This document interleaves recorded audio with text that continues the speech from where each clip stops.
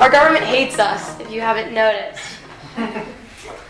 Educational inequality boils down to the systemic oppression of the lower class.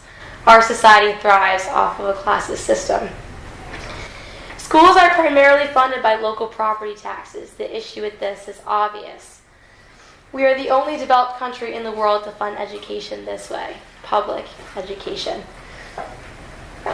Hold on, because I'm about to explain to you. It makes absolutely no sense. Poor parents create a poor child, and after they're born, they go home to a poor neighborhood. This poor neighborhood has high vacancy rates and low property taxes, which creates a low tax collection. And this low tax collection funds public schools.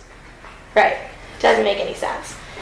This low funding correlates to unequal distribution of academic resources. Coming from a primarily white area in Boston, when I thought of academic resources, I thought of whiteboards and iPads and my really cool Nike jerseys for my lacrosse team. But what I was forgetting were the most important pieces. A building that is legally inhabited by, that can be inhabited by human beings, teachers, pencils, textbooks, and a mode of transportation. Poorly funded schools create poorly educated children, and this boils down to the teachers. The highest level schools with the highest amount of funding are attracting these teachers. What really needs to happen is the opposite. The quality goes down the lower you go with the amount of property taxes collected. If knowledge is power, said by our good friend Sir Francis Bacon, what are we doing to these people? They are already minority communities in lower areas.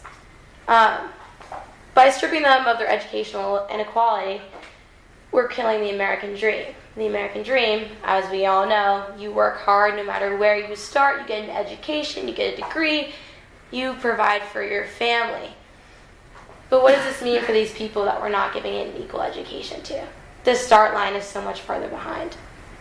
Shoes I'm standing in right now should be available to any child, not just one, in an upper middle class area of Boston. So what is going on with the government? How is this possible? Nothing.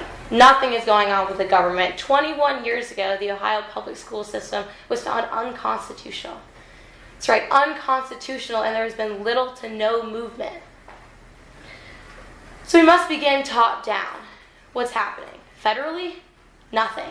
Absolutely nothing. These politicians are depending on huge grants from suburban people.